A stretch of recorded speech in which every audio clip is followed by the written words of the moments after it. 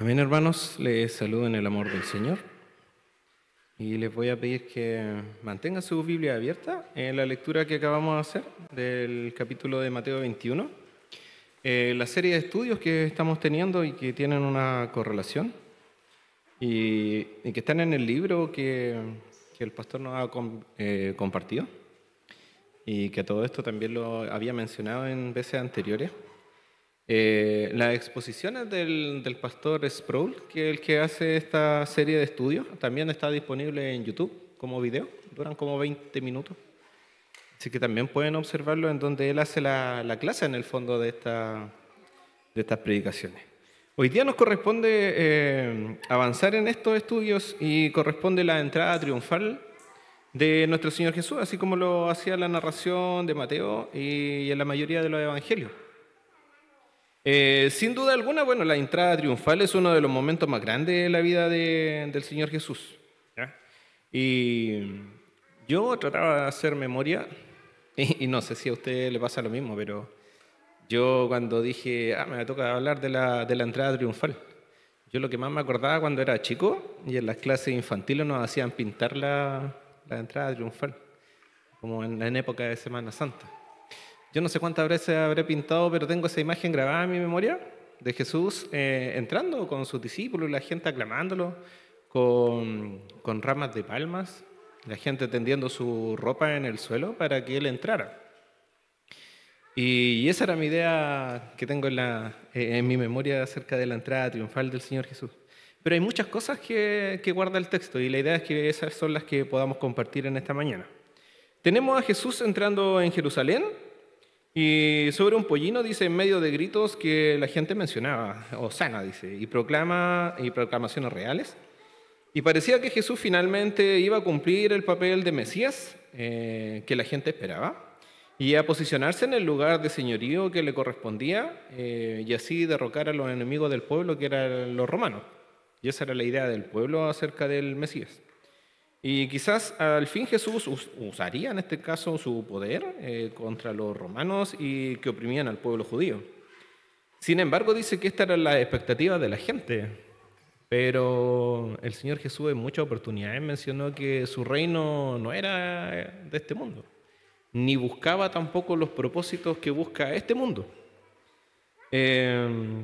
Porque Jesús realmente no había venido a derrotar ni a salvar al pueblo de Israel de los romanos, sino que el Señor Jesús vino a salvarnos de la muerte. El Señor vino a traer vida, el Señor vino a hacernos libres, pero del pecado.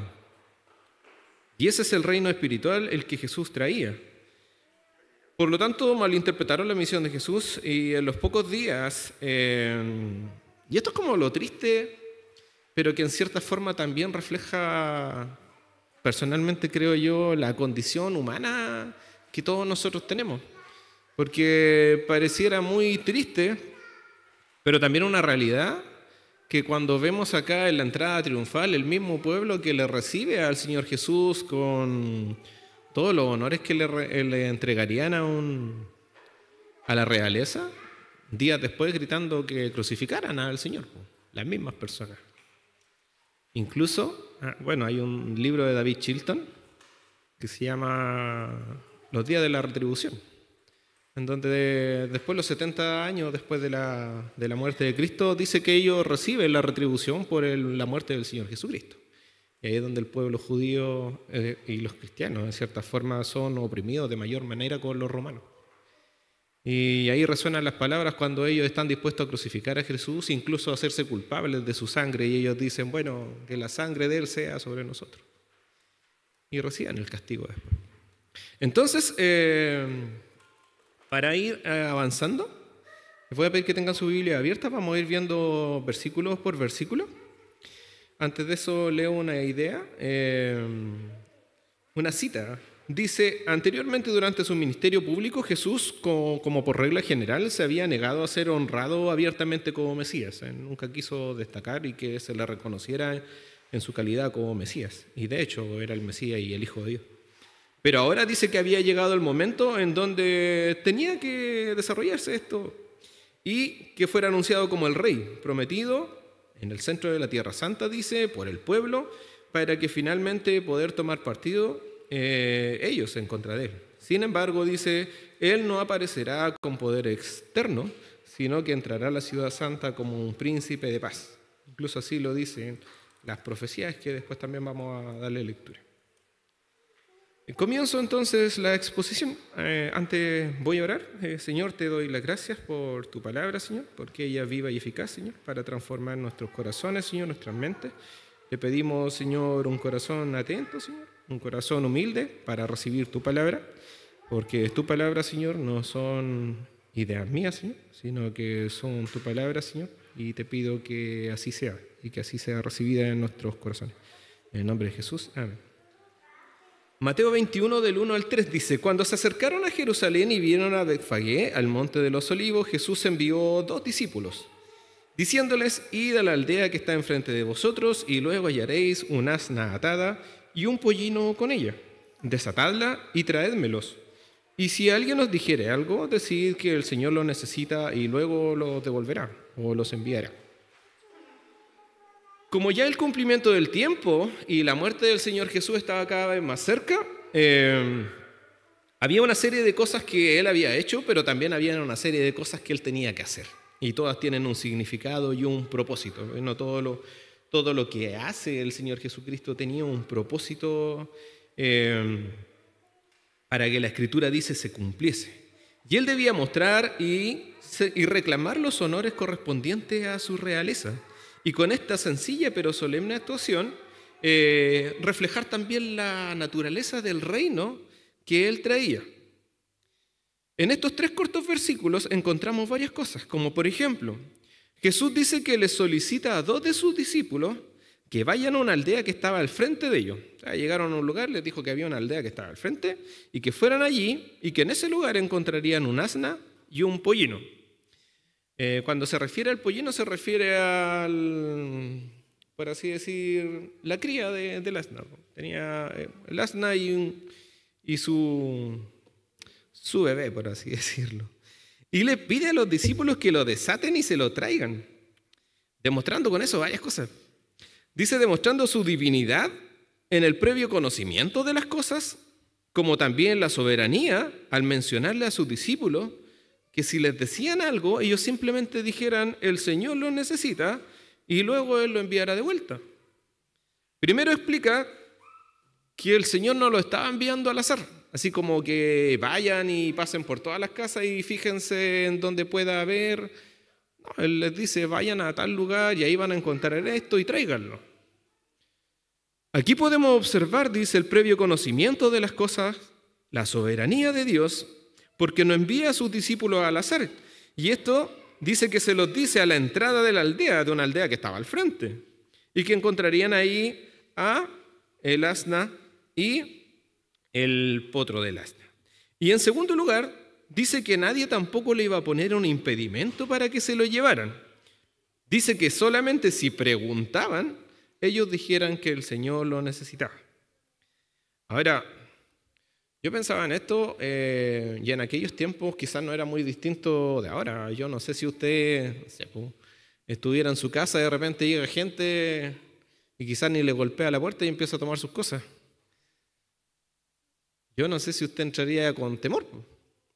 Dice que lo más probable es que el corazón de los discípulos haya estado tan moldeado a esta altura y tan perfeccionado en la confianza en el Señor que ellos simplemente van y hacen lo que el Señor les manda. Porque ellos confiaban que si el Señor los estaba enviando con esa misión, ellos la iban a hacer simplemente. Porque en otras oportunidades los discípulos cuestionan algunas decisiones del Señor Jesús. Pero ya era tan avanzado el ministerio que ellos llevaban con Él que simplemente no le pusieron ningún pero y simplemente fueron. Ahora, yo creo que si el Señor a nosotros nos pidiera y nos dijera, ¿sabe qué? Anda a buscarme esto, yo no sé si a nosotros nos invadirían sentimientos de temor, de duda, chuta, ¿cómo voy? Y si me preguntan, ¿qué voy a decir? Los discípulos dicen que van y de esta manera mostraron, dice, su confianza en el Señor. Dice que de esta manera mostró Jesús, su divinidad, el ser Dios. También dice que en los asuntos hasta más pequeños, todo le pertenece al Señor. Por lo tanto, Cristo envía a sus discípulos, ellos obedecen y cumplen con lo que Él les había solicitado. Dice que Jesús tampoco envía a sus discípulos por el asna y el pollino porque estuviera cansado, sino porque los necesitaba, tal como lo denomina la Escritura, y también vamos a verlo más adelante en las profecías, que Él debía entrar en esta entrada que todos lo conocemos como entrada triunfal. Porque debía ser un ingreso triunfal. Recordemos que, y aquí es donde quizás de repente nos perdemos en la idea de Jesús entrando en el pueblo, pero Jesús es el Hijo de Dios, el dueño de todas las cosas. ¿Cómo no debía entrar con una entrada triunfal? ¿Cómo no iba a entrar con la dignidad y con todo lo que conlleva que venía entrando el Rey de Reyes, el Hijo del Dios viviente? Debía manifestarse este momento.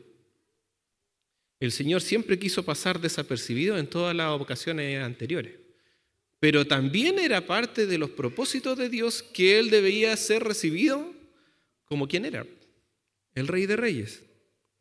Dice, hacer el ingreso triunfal y hacer esta demostración de realeza de parte de nuestro Señor es mostrar el carácter de su reinado. Generalmente los reyes, para que nos hagamos una idea, y la gente de la nobleza hacía ingreso primero en carruajes enormes, en donde quizás la persona que iba adentro, el dignatario, el noble o el rey, ni siquiera era alcanzado a ver por la gente. Quizás en segundo lugar también en caballo, pero el Señor entró en un asna, acompañado del pollino del asna. Y dice que el Señor decide hacer ingreso de esta manera, mostrando, quizás como lo hemos escuchado muchas veces, humildad, y que el Señor venía en son de paz, y que su reino no era el reino de este mundo, y que su reino no era igual que el reino del hombre. Por lo tanto, mostrando de esta manera el carácter también del reinado que Él traía. Sigamos avanzando. Mateo 21, del 4 al 5 ahora. Dice lo siguiente. Todo esto aconteció para que se cumpliese lo dicho por el profeta cuando dijo: Decid a la hija de Sión, he aquí tu rey viene a ti, manso y sentado sobre un asna, sobre un pollino, hijo de animal de carga. Esta parte de la narración, hay evangelios en donde no aparece. Y Sproul, que es el que desarrolla este tema, dice que lo más probable es que esto fue una intención, o sea, fue algo premeditado de parte de Mateo, de mencionarlo. Pues recordemos que Mateo era judío. Y Mateo dice que escribe para los judíos, porque era un hombre mal letrado, que quizás alguno de los otros discípulos. Y de esta manera intencionada lo que hace Mateo es hacer hincapié y citar al profeta Zacarías, a diferencia del otro evangelista, y les trae a la memoria esta profecía que nosotros podemos encontrar en Zacarías 9:9. Zacarías 9:9 dice lo siguiente: Alégrate mucho, hija de Sión, da voces de júbilo, hija de Jerusalén, porque aquí tu rey vendrá a ti, justo y salvador, humilde y cabalgando sobre un asno, sobre un pollino, hijo de asna. Entonces, si nosotros recordamos la Escritura, dice que muchas de las cosas que son hechas en el ministerio de Jesús, dice que era para que la palabra de Dios se cumpliese. Y esta profecía de Zacarías no podía quedar en el aire. Zacarías había profetizado hace mucho tiempo que el Hijo del Dios viviente, que llegaría, dice, sentado sobre un asno, y que llegaría humilde y manso. Y la entrada triunfal, eso es lo que nos muestra. Ahora, Mateo intencionadamente deja esto en el Evangelio porque estaba dirigido también para que los judíos pudieran relacionar, ¿sabes que Jesús, el que entró de manera triunfal, lo hizo de la manera que la Escritura lo dijo a través del profeta Zacarías? El profeta muestra que la venida de Cristo es motivo de sumo gozo y de alegría plena para el pueblo. Y eso lo dice Zacarías. Da voces de júbilo, dice el profeta Zacarías, por la razón que he aquí tu reino vendrá a ti justo, salvador y humilde. Dice, Dios no está reconciliando con ellos de ninguna manera que no sea a través de Cristo como el mediador. Por lo tanto, este Cristo, este Rey que se acercaba al pueblo, la profecía del Hijo del Dios viviente, estaba en el fondo Dios a través de él reconciliando a su pueblo con él. Ahora, si contrastamos el versículo de Zacarías y Mateo, vemos que Zacarías le añade que Cristo vendrá también, en la traducción de la palabra sería como pobre o manso en el fondo, a diferencia de los reyes terrenales. El Señor, al entrar en un asna, refleja humildad, refleja que venía en son de paz, pero también en un reino que no era opulento en la parte de riquezas materiales, sino que entra como lo haría cualquier persona pobre. De hecho, en el estudio que hace Sproul, en el video que está en YouTube, él dice, imagínese una persona pobre no iba a tener un caballo, quizás podía acceder a tener un asno. E incluso dice, imagínense lo incómodo que es, porque no sé si ustedes han visto, él lo explica en el video que los asnos en las tierras de Oriente en el fondo son más pequeños. Y decía, probablemente nadie utilizaba los asnos para cabalgar en ellos porque incluso era incómodo, porque probablemente la persona le quedaran los pies rozando la tierra. Pero el Señor ingresa de esa manera, humilde, manso, mostrando una actitud empobrecida, como dice acá. Por lo tanto, dice que no puede haber ninguna duda de que la forma en que el Señor ingresa demuestra, en el fondo, el carácter del reinado de Jesús. Él no venía ni con riquezas, ni venía a prometer riquezas, Él no venía en son de guerra, Él venía en son de paz, Él venía humilde, venía manso, y aún así es reconocido por el pueblo. Continuamos. Mateo 21, del 6 al 7 dice, y los discípulos fueron e hicieron como Jesús les mandó, y trajeron el asno, y trajeron el pollino, y lo pusieron sobre él sus mantos, y el Señor se sentó encima. Aquí tenemos, el cometido hecho en el fondo. El Señor los mandó, fueron y cumplieron con lo que el Señor les había pedido. Dice, los discípulos se marcharon e hicieron lo que Jesús les mandó. Dice este pequeño versículo, pero que debiera ser en realidad algo real en nuestras vidas. Aquí, en un comentario bíblico de Juan Calvino, dice que nosotros debiéramos considerar a diario que nosotros somos discípulos de Cristo. Y no somos distintos a los discípulos de Cristo cuando el Señor los mandó y les dijo, ¿saben qué? Vayan a buscar un pollino que está con el asna y tráiganlo. Lo necesito. Dice que el celo y la disposición de los discípulos, ya moldeados por el carácter de Cristo en todo lo que significaba el ministerio que habían estado con Él, dice que es digno de destacar, como también la influencia que Cristo había hecho sobre ellos, porque simplemente les dice que vayan por algo y ellos van y cumplen su cometido. Y dice que esto debiera imprimir también en nuestros corazones la misma intención de los discípulos. Si el Señor pide o el Señor encomienda, nosotros vamos y hacemos. Porque aquí los discípulos no le cuestionaron al Señor. Y no le dijeron, ¿sabes qué? Lo que comentábamos delante. Simplemente van y cumplen la misión que tenían. Ellos eran discípulos de Cristo, estaban siendo discipulados por Cristo. Nosotros también. Por lo tanto, si el Señor envía, nosotros vamos. Si el Señor pide, nosotros vamos. Y el Señor sabrá cómo lo hará, pero nosotros vamos nomás, pues nosotros somos instrumentos. Incluso la Escritura dice que nosotros somos instrumentos inútiles, porque cuando alguien hace lo que tenía que hacer porque era su responsabilidad, no está haciendo nada del otro mundo porque tenía que hacerlo simplemente. Es como que yo que soy profesor, pidiera que me elogiaran por hacer clases. Eso es lo que me pagan por hacer. Cuando lo hago no estoy haciendo gran cosa, si era mi trabajo. Por lo tanto, cuando los discípulos también cumplían con su rol, simplemente estaban haciendo lo que el Señor les había pedido. Y estaban cumpliendo con lo mínimo, dice la palabra. ¿Sí? Somos siervos inútiles muchas veces porque hacemos lo que nos corresponde. Entonces dice que había razones para temer y cumplir con lo que el Señor les pedía, pero simplemente su confianza estaba en que el Señor los envió y el Señor les pidió, y simplemente su confianza radicaba en la palabra del Señor. El Señor dijo, ellos fueron. El Señor les dijo que si les preguntaban, ellos dijeran tal cosa, y así fue, y ellos respondieron de la misma manera y simplemente llegaron con lo que el Señor les había pedido. Esto nos ayuda, y también debiéramos aprender a través de este ejemplo, que en cualquier dificultad que tengamos en la vida, simplemente a nosotros nos corresponde avanzar y hacer lo que el Señor nos manda. Y el Señor eliminará cualquier obstáculo que nosotros podamos encontrar. Porque si somos, o si vamos con el Señor, dice la Escritura, ¿quién contra nosotros? Si nosotros vamos encomendados por el Señor, si nosotros buscamos al Señor y nosotros vamos a cumplir lo que el Señor nos pide, el Señor se encarga de eliminar cualquier obstáculo que se pueda presentar.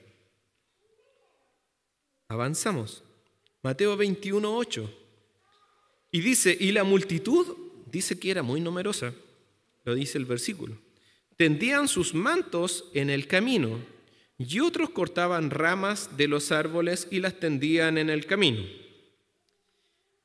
Bueno, aquí los evangelistas relatan que Cristo fue realmente reconocido por el pueblo como su rey. Y esto para mí igual fue importante de mencionar y destacar. Porque a mí me pasa, y no sé si a usted le pasa, el hecho de conocer la historia completa, uno dice, ¿cómo reconocen al Señor como Cristo? Y lo alaban, y después, un tiempo después, están gritando que le crucifiquen. O sea, una actitud totalmente hipócrita y falsa. Y uno podría decir, ¿hasta qué punto es tan real lo que está pasando aquí? Pero los evangelistas dicen que ellos le recibieron como el rey, como el Mesías.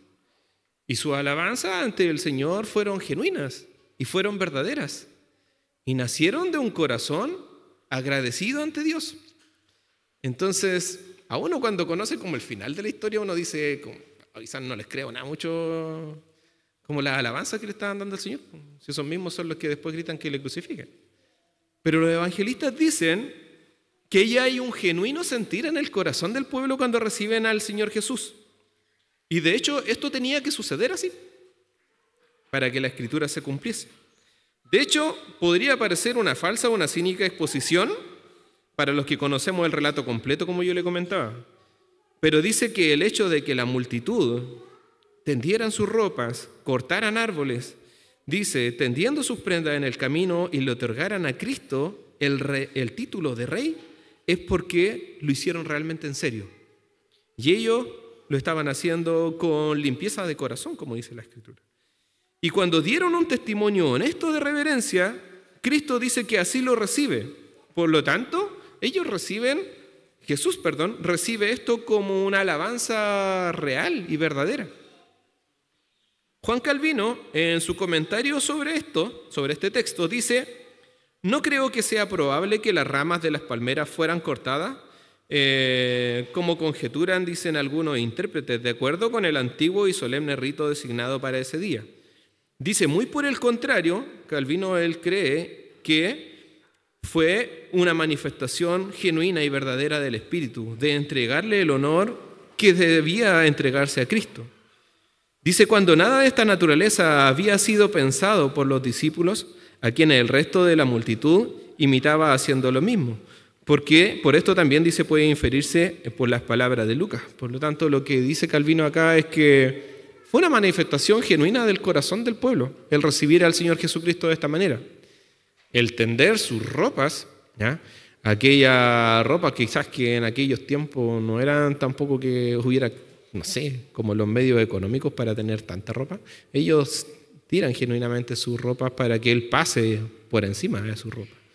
Y cortan estas ramas en símbolo de recibir a Cristo como el Rey de Reyes y entregarle los honores que le correspondían. Mateo 21:9 dice, y la gente que iba delante y la que iba detrás también aclamaban diciendo, Hosana al Hijo de David, bendito el que viene en el nombre del Señor. Dice, Hosana en las alturas.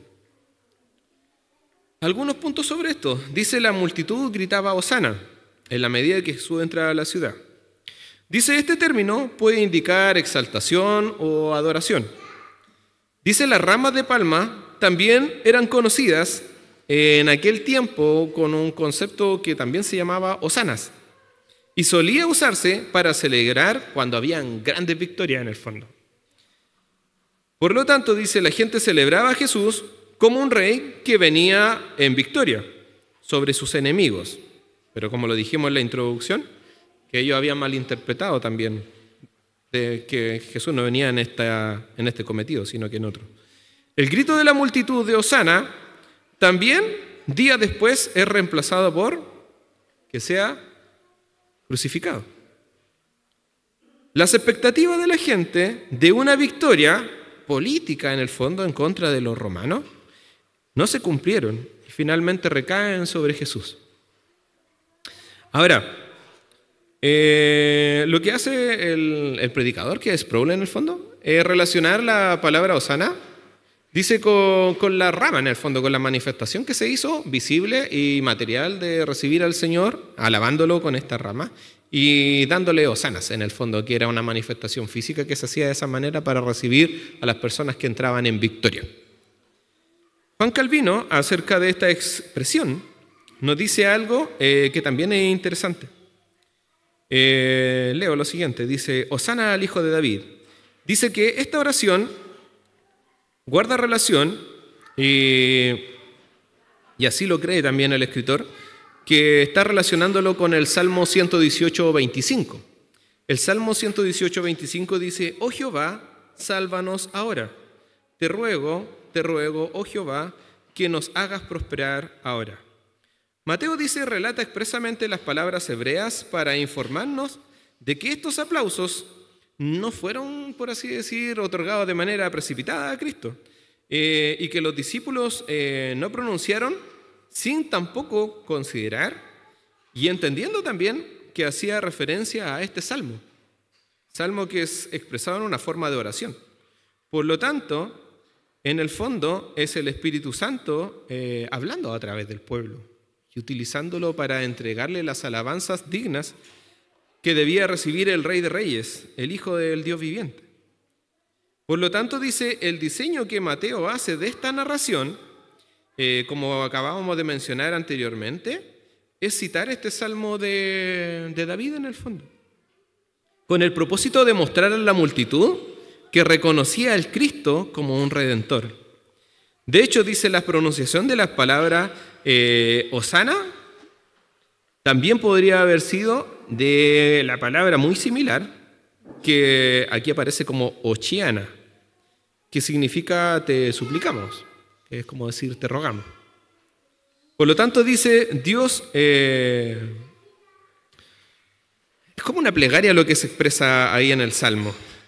Entonces lo que dice acá es que ciertamente la voluntad de Dios es que lo que estaba sucediendo ahora era el cumplimiento de un episodio que estaba narrado hace mucho tiempo y que estaba escrito en las profecías de Zacarías y de muchos profetas del Antiguo Testamento.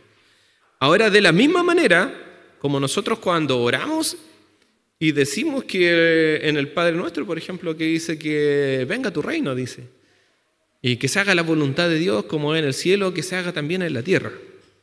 En el fondo aquí lo que se estaba manifestando era el cumplimiento de aquel anhelo que el Señor reinara en esta tierra. Entonces lo que podemos ver acá es Jesús entrando y Jesús siendo recibido de esta manera y con elogios dignos también de recibir por parte del Hijo de Dios. Ahora también dice que el Señor venía en el nombre de Dios. Se dice que viene en nombre de Dios y que no se conduce por sí mismo.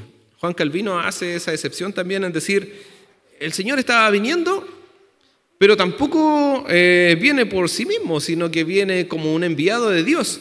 Por lo tanto, dice que no se conduce por su propia voluntad, sino por la propia voluntad de Dios y el orden de Dios y el nombramiento de Dios.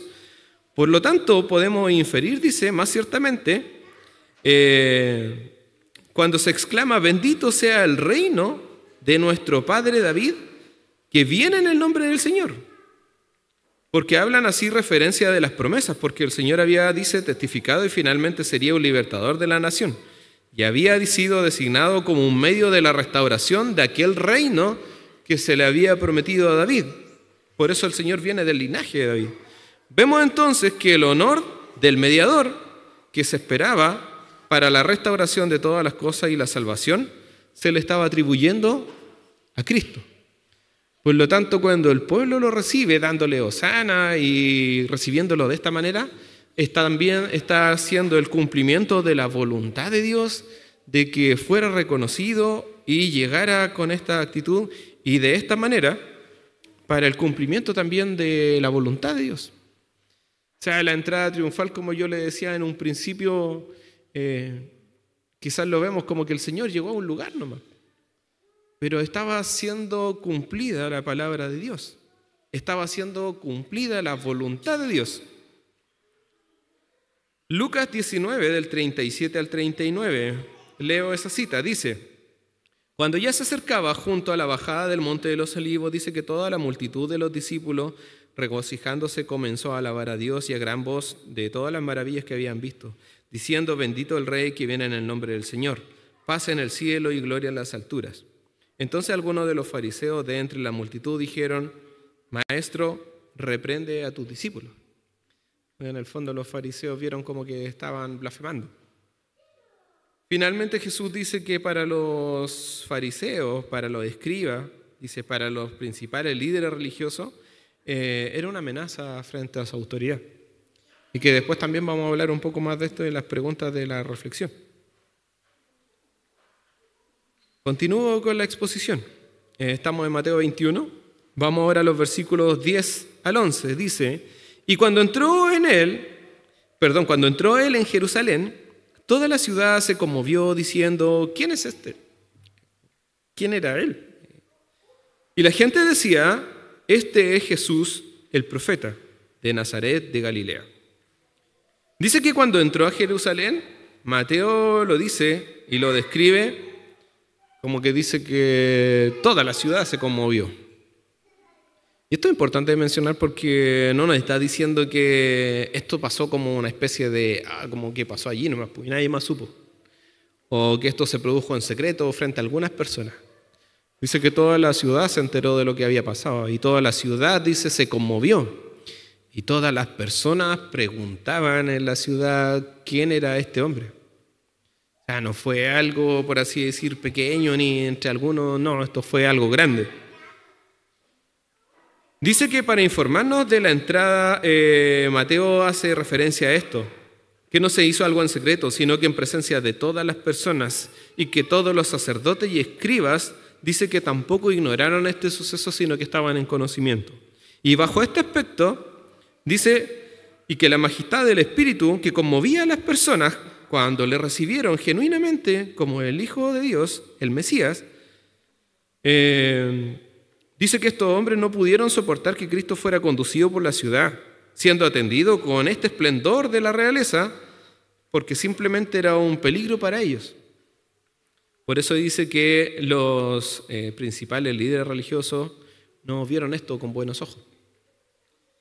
Dice, la esencia de esto, por lo tanto, es que la entrada de Cristo no se hizo de manera privada y que en el fondo se hizo de una manera muy grande y pública.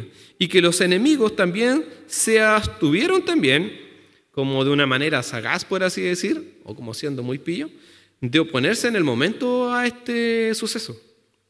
Porque ¿qué hubiera pasado si en este momento de éxtasis de la entrada del Señor Jesús los principales líderes religiosos se hubieran opuesto a este momento? Ellos sabían que el pueblo se iba a ir en contra de ellos. Por lo tanto, permitieron que esto sucediera. Pero después empiezan a maquinar una serie de cosas para inculparle. Pero frente a la multitud no hicieron nada, no podían hacer nada tampoco. Por lo tanto, dice que ellos se abstuvieron de oponerse a esto.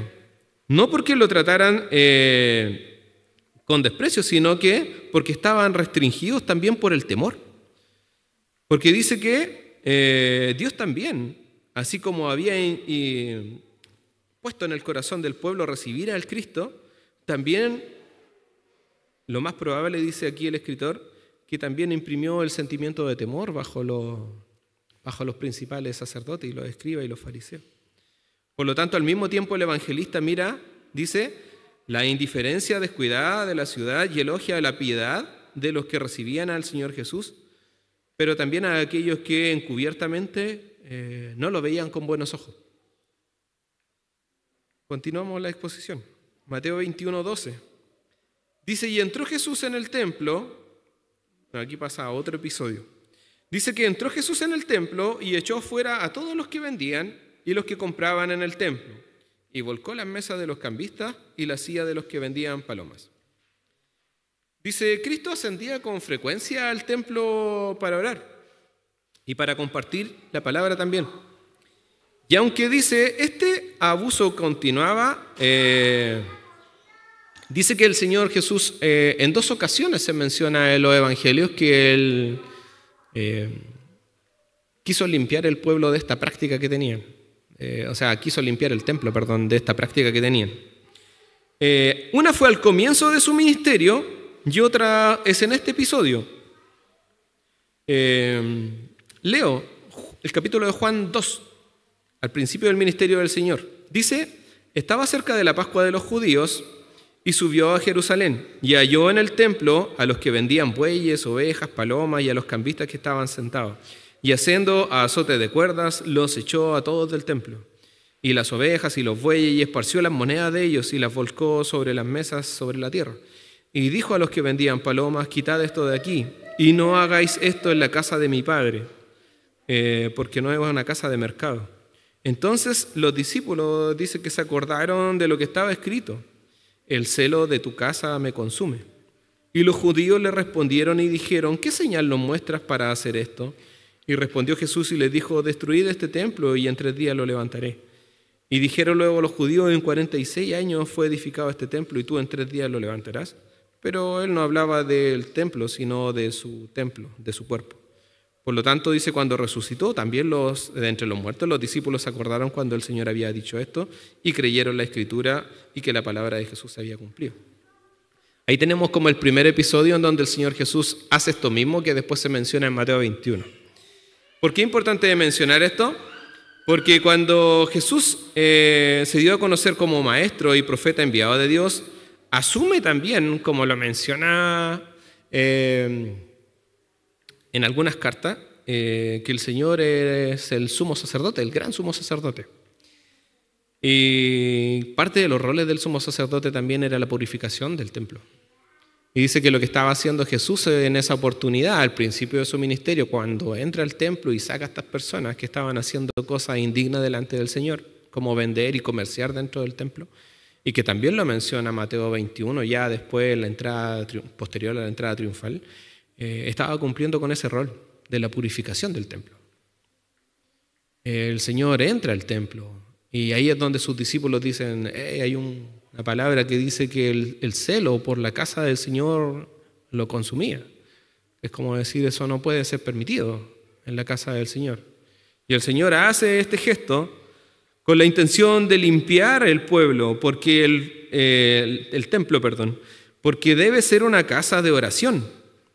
Y en esta primera narración que hace Juan, como también la que hace Mateo, el propósito es el mismo, la purificación del templo y erradicar del templo aquellas cosas que no eran parte de la adoración a Dios, sino que muy por el contrario estaban muy lejanas al corazón de Dios.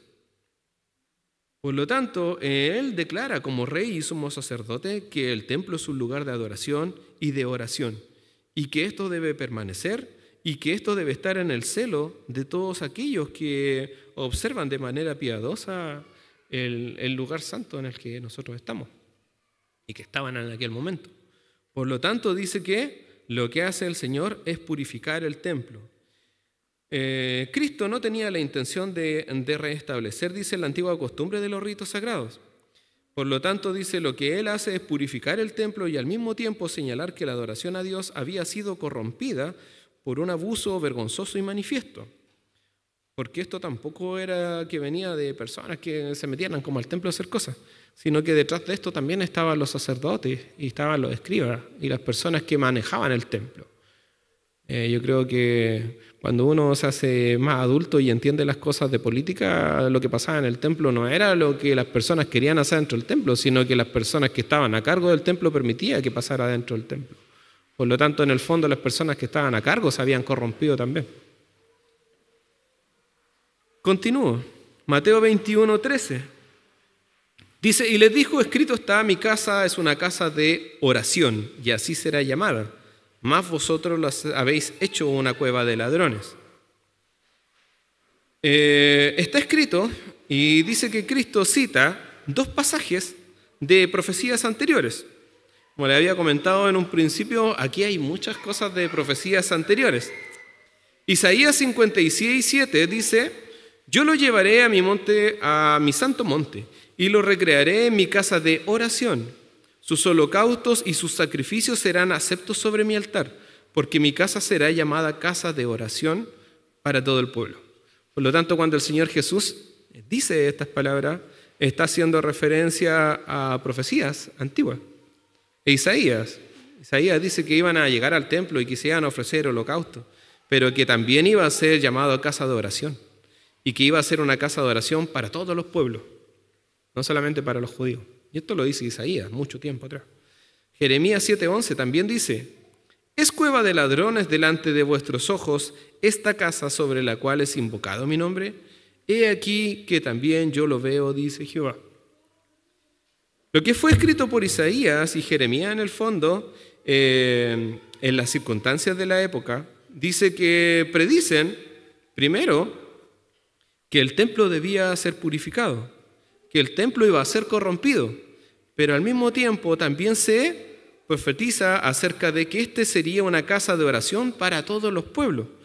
Por lo tanto, se predice también, como una profecía, que también iba a estar abierto para los gentiles. Por lo tanto, Isaías promete que Dios otorgará no solamente un templo, sino que también todas las naciones fluirían hacia él y que el mundo entero estaría de acuerdo en una verdadera y sincera piedad y adoración ante él. Dice, él habla sin duda metafóricamente que la adoración debe ser espiritual hacia Dios y que debía existir bajo el reinado de Cristo. Juan Calvino menciona acerca de esto, dice, reconozco, dice, que no hay distinción de lugares porque es la voluntad del Señor que dice que todos los hombres le invoquen, pero de todas partes. Si mal no recuerdo, no recuerdo bien, pero sí, en Hechos Romanos. Cuando Pablo lo dice en Hechos.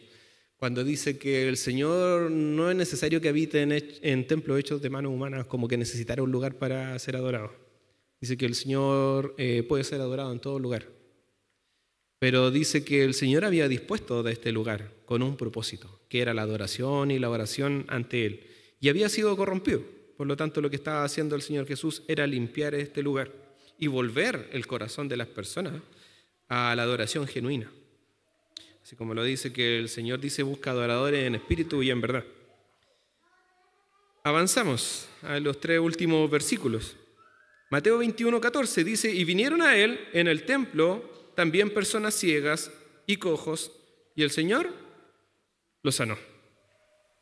Dice, para que la autoridad de Cristo fuera reclamada como esta entrada triunfal, como el Mesías, como el Hijo de Dios, dice que todas las manifestaciones de los profetas siempre tenían que ser también evidenciadas a través de obras. Yo también lo pensaba si fuera como en tiempos actuales, si apareciera una persona aquí y nos trae revelaciones y uno diría, ya, pero como que demuéstralo. Había sido recibido como el Hijo de Dios, el Mesías, el Rey de Reyes. Por lo tanto, dice, Él curó a los ciegos y a los cojos en el templo, dice, para reclamar los derechos y el honor del Mesías y que realmente le pertenecían. Porque estas marcas, dice que seguían a los profetas, y así lo describe la palabra de Dios. Como también el Señor, cuando encomienda a sus discípulos ir por todo el mundo y predicar el Evangelio, también ellos podían hacer estas cosas, porque eran marcas de que ellos venían en el nombre de Dios. Por lo tanto, a todas las personas que se acercaran al templo en ese momento, el Señor las sanaba, dice ciegos y cojos. Mateo 21:15. Pero los principales sacerdotes y los escribas, viendo estas maravillas que hacía, y fíjese cómo lo menciona Mateo, que eran maravillas lo que estaba haciendo. Aquí hay algo que se menciona y que quizás yo muchas veces también pasé por alto. Dice, y los muchachos, aclamando en el templo, decían, Hosana al Hijo de David, y eso los indignó más. En aquellos tiempos, muchachos en el fondo era como decir a los niños, es como que, no sé, pues, la hija del hermano Alfredo, mi hijo que están por ahí, empezaran a alabar al Señor en el templo. Los fariseos se enojaron más todavía con eso. Aparte de que el Señor estaba sanando, aparte de que el Señor estaba haciendo todas estas manifestaciones, y empiezan los niños, los muchachos, dice, a alabar al Señor y reconocerlo como el Hijo de David, adentro del templo judío. Entonces, dice, acá podemos ver a los escribas y los sacerdotes despertando una indignación aún más grande y más feroz, porque en el fondo lo sienten como un ataque en el fondo. Aparentemente, dice, le reprochan indirectamente, alegando que los niños y los muchachos, dice, como dice el texto, les estaban alabando. Ahora, ¿por qué es tan grave esto? Porque lo más probable es que no hayan tenido derecho ni siquiera a hablar en aquellos tiempos, dice, en los contextos históricos. Como también se entiende que si eran muchachos y si eran niños, estaban en formación académica acerca de la palabra. Por lo tanto, que ellos dijeran eso era visto como que lo estuviera diciendo alguien ignorante en el fondo, alguien que no sabe de las cosas. Entonces dice, ¿pero qué fue lo que les molestó principalmente? Dice que en el fondo, ahora sabemos cuán ansiosamente lucharon con su autoridad, porque este objeto al que los llevó su celo, en el fondo era un celo que provenía de la tiranía de un corazón, dice, corrompido, y que alguna vez, dice, habían afirmado cuando pudieran continuar siendo disfrutada por ellos, los fariseos en el fondo, y que era en el fondo una ligera disminución de su poder. Si la gente tenía la libertad de otorgar a Cristo el título de rey, incluso en asuntos insignificantes, dice, deseaban que sus decisiones fueran consideradas por ellos en el fondo. Aquí en el fondo es como decir, a los fariseos sintieron que se le estaban escapando las cosas de las manos en el fondo. Es como decir, mira, todo el pueblo recibió a Cristo como el rey, incluso ahora en el templo está siendo reconocido como el Hijo de David, el Mesías. Por lo tanto, ellos buscaron extinguir esta luz de la verdad. Y Cristo responde apropiadamente. Continuemos el versículo 16, cuando el Señor le responde. Y le dicen los fariseos al Señor, ¿oye lo que estos dicen? O los jóvenes que le decían estas cosas. Y Jesús les dijo, sí. En el fondo estoy escuchando lo que dicen. Y el Señor le hace una pregunta a los fariseos. Les dice, cosa que tiene que haber sentido más como una ofensa todavía, y le dice, ¿y ustedes nunca leyeron que de la boca de los niños y de los que maman perfeccionaste la alabanza? En el fondo estaba diciendo, bueno, si estos muchachos, si estos niños que estaban en el templo estaban adorando al Señor Jesús, le estaban alabando, dice que el Señor en ellos perfeccionó la alabanza. Y eso estaba escrito. De hecho, el Salmo 8:2 dice lo siguiente, de la boca de los niños y de los que maman fundaste la fortaleza, a causa de tus enemigos, para hacer callar al enemigo y al vengativo. Dice, los escribas y los sacerdotes aprovechan el hecho de que Cristo se dejaba exaltar por los muchachos como una oportunidad para calumniarle. Que Él se dejara llamar rey, el Hijo de David, por los niños, dice que fue algo que los enfureció en gran manera. Pero el Señor le responde, ¿acaso ustedes nunca leyeron lo que decía en el fondo el Salmo? Dice, Dios no necesita grandes oradores para proclamar su poder. Él puede utilizar hasta los más pequeños para su propia alabanza. Así lo dice. Él perfeccionó su alabanza en la boca de los niños. Por lo tanto, lo que está diciendo en el fondo es que estas personas, como lo hemos mencionado en temas anteriores del Antiguo, o sea, del Nuevo Testamento, cuando empezamos las exposiciones, nosotros podemos observar continuamente algo que se produce en los escribas, en los fariseos y en los sacerdotes, que era una ceguera espiritual en el fondo. Es como decir, su corazón estaba tan endurecido que no eran capaces de ver las cosas que estaban sucediendo frente a sus ojos. Y también cuando estudiamos hace un par de domingos acerca del propósito de las parábolas, y aquí también se decía lo mismo, que el Señor hablaba en parábolas para que los que podían ver, vieran, y los que escuchaban, escucharan realmente lo que se estaba diciendo.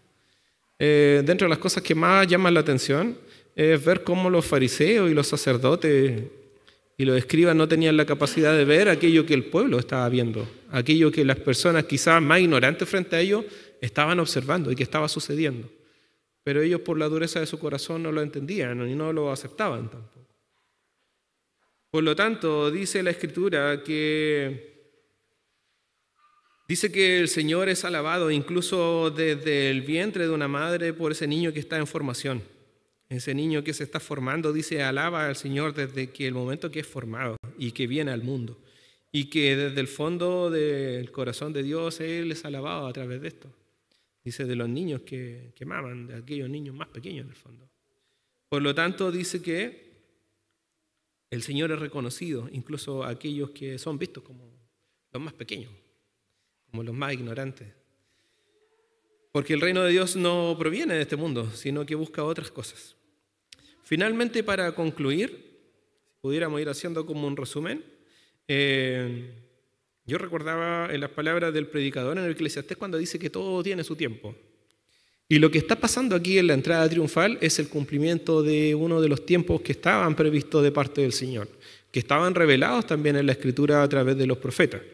Por lo tanto, podemos concluir que, así como lo dice el predicador de Eclesiastés, todo tiene su tiempo. Y la entrada triunfal era la manifestación del cumplimiento de uno de los tiempos de Dios. Por lo tanto, no es como una entrada cualquiera, vuelvo a insistir.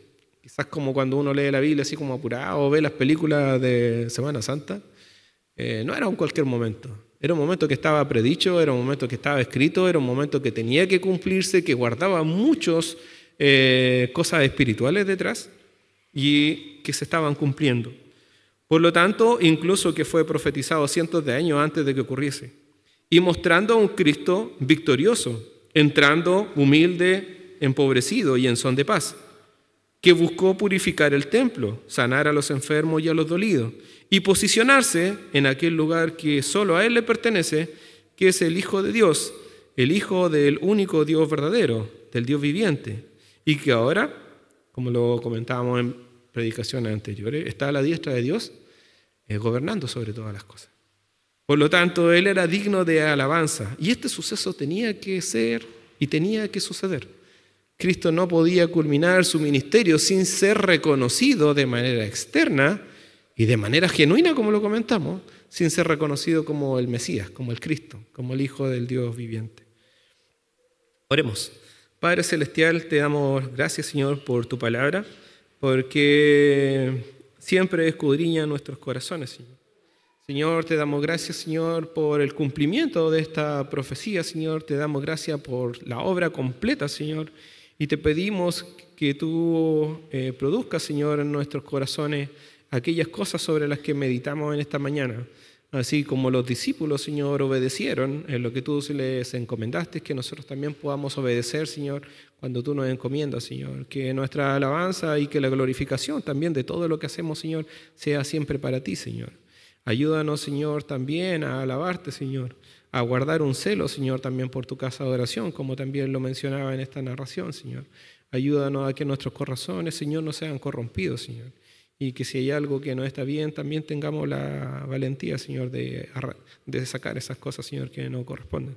Te pedimos que tú seas con nosotros y que nos acompañes, Señor, como también a las personas que llegan estos mensajes posteriormente.